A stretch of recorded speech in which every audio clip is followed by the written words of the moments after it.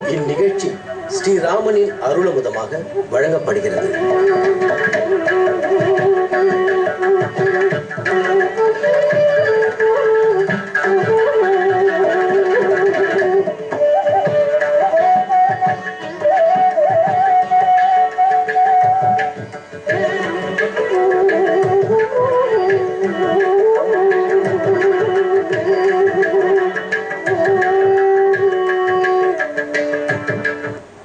द्रष्टुं शक्यम् अयोध्यायां नाविद्वान् न च नास्तिकः. இது வால்மீகி ராமாயண ஸ்லோகம். அயோத்தியில் படிக்காதவன் வித்வான் அல்லாதவனை பார்க்கவே முடியாதான். அதே போல அயோத்தியில் வேதங்களையோ தெய்வத்தையோ இல்லை என்று சொல்லுபவனையும் பார்க்கவே முடியாது. கள்வாரிலாமை பொருட்காவல் இல்லை. கள்ளர்களே இல்லாதபடியால் பூட்டு, சாவி, கடை காவலாளிகள், பொருளுக்கு காவல் வைத்தல், இரும்பு பெட்டி இவை அனைத்தும் கிடையாதாம். எவ்வளவு அற்புதமான ஊர்! முக்தி தரும் க்ஷேத்திரங்கள் 7க்குள் முதல் ஊர் அயோத்தியா. அயோத்தி எங்கோ வடகோடியில் சரையூ நதிக்கரையில் உள்ளது. ஆனால் நாம் அயோத்தியை சேவிக்க வேணும் என்கிற ஆசை கொண்டால் சேலத்துக்கு அருகே வர வேண்டும். சேலத்துக்கு அருகே தேசிய நெடுஞ்சாலையில் 4 கிலோமீட்டர் தூரத்தில் திரும்ப வேண்டும். உள்ளே 4 கிலோமீட்டர் சென்றால் அயோத்தி பட்டணம், அயோத்தியா பட்டணம் வருகிறது. ஆச்சரியமான கோயில். மூலவர் பட்டாபிஷேகராமராக எழுந்துள்ளார். உற்சவருடைய கல்யாண திருக்கோலத்தையும் சேவித்துக் கொள்கிறோம். நாம் முதல் நாள் சந்தித்த போது சுற்றுப்புறம் பிராகாரம் மண்டபங்களை எல்லாம் தரிசித்தோம். இன்று ஆச்சரியமான 27 தூண்கள் கொண்ட சிற்ப வேலைப்பாடுகள் மிகுந்த அற்புத மண்டபம். இந்த திருக்கோயில் 1625ஆம் ஆண்டு மதுரை நாயக்க மன்னர்களால் புனர் நிர்மாணம் செய்யப்பட்டது. ராமன் எவ்வளவோ நூற்றாண்டுகளாக இங்கு எழுந்துள்ளார். இந்த திருக்கோயிலை நிர்மாணம் செய்து, அதாவது செப்பனிட்டு, மறுபடியும் கும்பாபிஷேகம் செய்து சம்பிரோக்ஷணம் பண்ணி ஏற்படுத்தி வைத்தவர்கள் மதுரையை ஆண்டு வந்த மன்னர்கள். பார்த்தாலே சிற்ப வேலைப்பாடுகள் புரிகிறது. ஸ்ரீரங்கத்தில் சேஷராயன் மண்டபத்தின் முகப்பில் இருக்கும் குதிரை, யாழி, அதை போன்றே இங்கேயும் சிற்பங்கள் உள்ளன. அதோடு இல்லாமல் இந்த மண்டபத்தின் ஓர் பகுதியில் சன்னிதானத்துக்கு அருகிலேயே இசை பாடும் தூண்கள் உள்ளன. இசை தூண்கள்னு சொல்லுகிறோம். ச ரி க ம ப த நி என்கிற 7 ஸ்வரங்களும் இசைக்கக்கூடிய தூண்கள். இதோ ஓரொரு தூணின் மேலிருக்கும் கொடுங்கைகள். ஸ்தபதியினிடத்தில் பேசி பார்த்தால் கொடுங்கைகள் செய்வதன் கஷ்டத்தை உரைப்பார். அது மிகுந்த வேலைப்பாடு வேண்டும். பல நாட்கள் பிடிக்கும். பட்டினி கடந்து செய்ய வேண்டும். பல தூண்களுக்கு கீழ்ப்பகுதியில் ஹனுமார், ஆஞ்சநேயர் தான் எழுந்துருளி உள்ளார். அடுத்து இந்த தூண்களுக்கு மேலிருக்கும் விதானம், மேல் கூரை, அதை சேவித்தால் அந்த நாள் நினைவு வருகிறது. மூலிகை பெயிண்டிங்னு கேள்விப்பட்டிருப்போம். மூலிகையாலேயே இயற்கையாக சித்திரம் வரைதல். அதற்கு நடுவிலே கருங்கல்லால் செய்தப்பட்ட தாமரை பூவும் அதன் கரணிக்கையும் தொங்கிக் கொண்டிருக்கிறது. இன்னைக்கு மியூரல் ஆர்ட், மியூரல் பெயிண்டிங் அது பலவிடங்களிலும் சிதிலமடைந்து வருகிறது. அதை கண்டிப்பாக நாம் காப்பாற்ற வேண்டும்.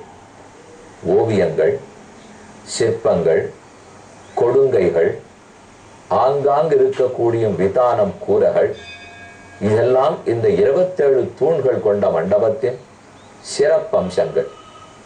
27 நட்சத்திரங்களுக்காக 27 தூண்களாகவும் இருக்கலாம். 27 நட்சத்திரங்களையும் மனைவியாக கொண்டவனே சந்திரன். அந்த சந்திரன் தானே ராமச்சந்திரன். இனி நாம் அடுத்த சர்க்கத்தில் சென்று ராமன் என்ன செய்கிறார்னு பார்ப்போம். நாம் கடந்த நாள் சந்தித்த போது ராமன் அரண்யத்துக்குள் காட்டுக்குள் நுழைகிறார். ரிஷிகளெல்லாம் வேண்டுகிறார்கள். நாங்கள் ரொம்ப துன்பப்பட்டு போயிருக்கோம். ராட்சசர்கள் கொடுக்கும் தொல்லை தாங்கவில்லை. நாங்கள் உன்னாலேயே ரட்சிக்கப்பட வேண்டியவர்கள். ராமா, எங்களை காப்பாற்று. ராமன் வெட்கப்பட்டான். ஹிரீரேஷாகி மமாதுலா, ஓர் பெண் வெட்கப்படுவதைப் போல் படுகிறேன். நீங்கள் இவ்வளவு தூரம் காத்திருந்து நான் எப்போதோ வந்தா உங்களை காப்பாற்ற, உங்களுக்கு ஒரு துன்பம்னு தெரிந்தவுடன் வந்து காப்பாற்றி இருக்க வேண்டாமா? இதுதான் திருமாலின் காக்கும் இயல்பு. ஆழ்வார் தன் பாடலில் காக்கும் இயல்பினன் கண்ணபெருமான்னு சாதிக்கிறார். நம் ஒத்தொத்தரையும் காக்கும் கடவுள் மகாவிஷ்ணு. நம்மை காப்பாற்றாவிட்டால் பெருமானுக்கு ஷோரில்லாமல் பட்டினி கிடந்தா போலே இருக்குமா? ஆழ்வார்கள் கூறுவது, பகவானுக்கு நாம் ஷோரிட வேண்டும். எதை தெரியுமா? நம்மை காப்பாற்று என்று வேண்டிக் கொண்டு விட்டால் நம்மை காத்தல் தான் பெருமானுக்கு ஷோரு. என்னை நானே காப்பாற்றிக் கொள்ளுகிறேன், நீ காப்பாற்ற தேவையில்லை, நான் உன்னை நம்பி இல்லை, நான் என்னை நம்பிக்கொள்ளுகிறேன்னு சொன்னோமானால் அப்ப பெருமானின் உணவை பறிக்கிறா போலே பொருள். யாருக்குத்தான் உணவை பறித்தால் பசி தாங்கும்? பெருமான நாம பசிக்க போடலாமா? பட்டினி கிடக்க விடலாமா? 100 படி புளியோதரை பண்ணி சமர்ப்பிப்பதை விட என்னை காக்க வேண்டும் ஷோரு உன்னது. நீர்தான் உம்ம உணவை உட்கொள்ள வேண்டும், நம்மை காக்க வேண்டும் என்று வேண்டிக் கொள்ள வேண்டும். பெருமானுக்கு தனி பெருமை. இவர்களை காக்க வேண்டியது நம் பொறுப்பு. நம் பொறுப்பில் நாம் நழுவி விட்டோமோ, இவர்களை காக்காமல் போய்விட்டோமோ, அவர் விடுவதே இல்லை. என்றும் ஒரு நிமிஷம் விடாமல் காக்கிறார். நாம ராத்திரி தூங்குறோம், கார்த்தால எழுந்திருக்கிறதுக்குள் எத்தனை ஆபத்துகள் உலகை சூழ்ந்திருக்கலாம். என்னையும் சூழ்ந்திருக்கலாம், உங்களையும் சூழ்ந்திருக்கலாம், எதுவும் நமக்கு தெரியாது. ஆனா அது அத்தனையும் காலையில் ஓர் ஆபத்து நம்ம பாதிக்காமல் எழுந்திருக்கிறோம். அப்ப யார் காப்பாற்றி கொடுத்தார்கள்? நாம் தூங்கி விட்டோம். ஆனா யாரோ உலகத்தை காத்து கொண்டுதானே இருக்கிறார்கள். அந்த நம்பிக்கையில் தான் ரிஷிகளெல்லாம் ராமனை வேண்டினார்கள். ராமன் அவர்களுக்கு அபயம் அளித்து விட்டு அடுத்த இடத்துக்கு போகிறார். கிருத அதித்யோத ராமஸ்து சூரியசோதயனம் பிரதி ஆமந்திரத சுமுனீன் சர்வான் வனமேவான்பகாகத. கவலை வேண்டாம், சீக்கிரத்தில் உங்களுக்கு தொல்லை கொடுக்கும் அரக்கர்களை அழிக்கிறேன் என்று சொல்லிவிட்டு விடை பெற்று கொண்டு புறப்பட்டார். லக்ஷ்மணானுச்சரோ ராமஹ வனமத்தியம் ததர்ஷஹ சீதையாசக காகுத்ஸ்தஹ தஸ்மின் கோர மிருகாயுதே. கோரமான மிருகங்கள் இருக்கும், கொடிய விலங்குகள் இருக்கும் காட்டுக்குள் முதலில் ராமன், நடுவில் சீதை, மூன்றாவது இலக்குவன் என்னும் மூவரும் நடந்தார்கள். அப்போதுதான் பயங்கரமான ஒரு அரக்கன் விராதன் என்னவனுக்கு பெயர். விராதனோடைய சண்டை, விராதனை அழித்தார், அவனுக்கு சாப விமோசனம் கொடுக்கிறார். அதுதான் அடுத்திருக்கும் 3 சர்க்கங்கள். 2வது சர்க்கம், 3வது சர்க்கம், 4வது சர்க்கம். அரண்ய காண்டத்தில் 3மே விராதனை ராமன் முடித்த கதை. அவன் எப்படி இருந்தான்? ததர்ஷ கிரிசிருங்காபம் புருஷாதம் மகாஸ்வனம். பெரிய மலை நகர்ந்து வருகிறா போலே ஓடி வந்தான். கபீராட்சம், பயங்கரமான கொடிய ரத்தம் தெரிக்கும் கண்கள். மகாவத்திரம், ஒரு குகை துவாரத்தை போல் இருக்கும், பெரிய பிலத்தை போல இருக்கும் வாய். விகடம் விகடோதரம், அவனுடைய வயிறு மேடும் பள்ளமுமாக உள்ளது. பீபத்சம் விஷமம் தீர்க்கம், கண் நேர்பார்வையாக இல்லை, குறுக்கு பார்வை. விகிருதம் கோர தரிசனம், அவன் கையில் 3 கூர்மையான முனைகள் நரைந்த திரிசூலத்தை பிடித்திருந்தான். அதில் எதையெல்லாம் சுருகி இருந்தான்? 3 சந்தானு சதுரோ வியாக்ரான் துவௌவ்ருகௌ பிருஷதான் தச. 3 சிம்ஹான், 3 சிங்கங்களை அடித்து தலையை சொருகியிருந்தான். சதுரோ வியாக்ரான், 4 புலிகளை அடித்து சொருகியிருந்தான். துவௌவ்ருகௌ, சென்னாய்கள் 2. பிருஷதான் தச, ஆங்காங்கிருக்கும் மான்கள் 10. சவிஷாணம் வசாதிக்தம் கஜஸ்ஸ சிரோமஹது, அதனுடைய முனையில் தந்தத்தோட பெயர்த்தெடுக்கப்பட்ட யானை தலை, அதையும் சொருகியிருந்தான். ஒரு சூலத்தில் இத்தனையும் சொருகப்பட்டிருக்க வேண்டுமானால் எவ்வளவு பெரிய சூலமா இருக்கும், அவன் உடம்பு எவ்வளவு பெரியதா இருக்கும். அங்கே நாதாய வைதேகின் அபக்ரம்ய ததாப்ரவீத் யுவாம் ஜட்டாச்சீரதரௌ சபார்யௌ க்ஷீண ஜீவிதௌ. கிடுகிடுன்னு எதிர்த்து ஓடி வந்தவன் சீதையை தூக்கி தன் உடம்பில் பிடித்து தன் இடுப்பில் அமர்த்தி கொண்டு இருவரையும் பார்த்து கேட்டான், நீங்களோ தவ உருவில் இருக்கிறீர்கள், தபஸ்விகள் மனைவியோடா திரிவார்கள், நீங்க அதர்மம் பண்ணுகிறீர்கள், ஆகவேதான் மனைவியை களவாடி விட்டேன், இனி இவள் என் மனைவியாக இருப்பாள். அதர்மச்சாரிணோ பாபோ கவ்யுவான் முனிஷூஷகோ அகம் வனமிதம் துர்கம் விரோதோ நாமராட்சசா. நான் இந்த காட்டில் வசிக்கும் விராதன் என்னும் அரக்கன், இங்கிருக்கும் முனிவர்களையெல்லாம் நான் தான் தின்று உண்பேன், இனி இந்த பெண் உங்களுடையவள் அல்ல. பஷ்ய சௌமிய நரேந்திரஸ்ய ஜனகஸ்யாத்ம சம்பவாம் மம பாரியாம் சுபாச்சாராம் விராதாங்கே பிரவேசிதாம். ராமன் அதை கண்டு திகைத்து போய், லக்ஷ்மணா, அதோ சீதை தவிப்பதை துடிப்பதை பார், அவள் கூக்குரல் கேட்கிறதா, உடனே அவளை காப்பாற்ற வேண்டும். கவலைப்பட வேண்டாம் அண்ணா என்று லக்ஷ்மணன் பேசுகிறார். அநாத இவ பூதானாம் நாதஸ்துவம் வாசவோபமஹ மயா பிரேஷ்யேண காப்புஸ்த கிமர்த்தம் பரிதப்சதே. நான் இருக்கும்போது ராமா எதற்காக நடுங்க வேண்டும், இதோ ஒரே அம்பால் இவனை முடித்து விடலாம். ராஜ்யகாமோ மமக்ரோதா பரதேயோ பபூவஹ தம் விராதே விமோக்ஷாமி வஜ்ரி வஜ்ரமிவாச்சலே. எப்போதோ பரதனை கண்டு கோபப்பட்டேன். நான் தான் கதை கேட்டோமே, சித்திரகூடத்தில் பரதன் நுழைந்தவுடன் பரதனையே முடித்து விடுவேன்னு லக்ஷ்மணன் கோபப்பட்டான். ஆனால் உண்மை வேறாக இருந்தது. லக்ஷ்மணன் சாந்தமானான். இப்ப சொல்றார், அந்த கோபம் இன்னும் வீணாகத்தான் உள்ளது, அந்த கோபத்தை இவனிடத்தில் காட்டி தீர்த்து கொள்கிறேன். மம புஜபல வேக வேகிதா பதது சரோஸ்ய மகான் மகோரசி வெபனயது தனோச்ச ஜீவிதம் பதது ததச்ச மகீம் விதுர்நிதா.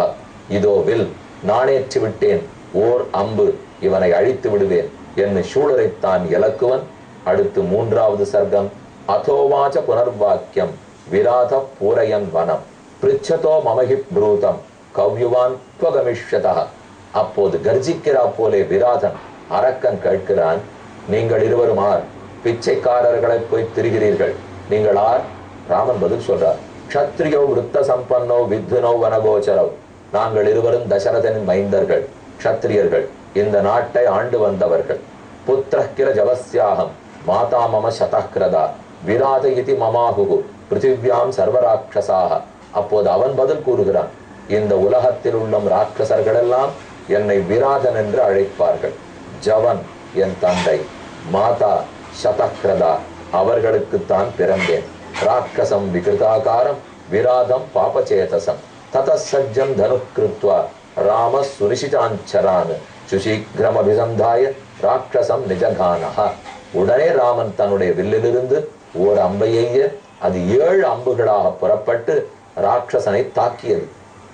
ஆனால் அந்த அரக்கனுக்கு ஒரு வரம், எந்த அம்பு வில்லு கத்தி ஈட்டி எதனாலும் அவனுக்கு அழிவு கிடையாது, அஸ்திர சஸ்திரத்தால் கொல்ல முடியாது. அதனால அனைத்தும் போய் பட்டு பட்டு ரத்தம் தோய்ந்து கீழே விடுகிறது. சவித்தோன்யஸ்ய வைதேகிம் சூலமுத்யம்ம ராட்சசா அப்யத்ரவத்வசம் கிருத்தஸ்ததா ராமம் சலக்ஷ்மணம். இப்படி அடிபட்ட உடனே சட்டென்று சீதையை கீழே விட்டு விட்டு ராமலக்ஷ்மணர்கள் இருவரையும் தூக்கி தன்னுடைய 2 மருங்கிலும் உட்கார்த்தி கொண்டு அவர்களை அபகரித்து கொண்டு ஓடினான். தாவாரோப்பிய ததஸ்கந்தம் ராகவௌ ஜரஜனீச்சரோ பாலாவிவஸ்கந்தகதௌ சகார அதிவிலோத்திதா. சிறு குழந்தைகளை தோல்ல உட்கார்த்தி வச்சு தூக்கி ஓடினா எப்படி இருக்கும், அதை போல் வேகமாக ஓடுகிறான். என்ன திடீரென்று சீதை விடப்பட்டாள். ராமலக்ஷ்மணர்களை கவர்ந்தான்.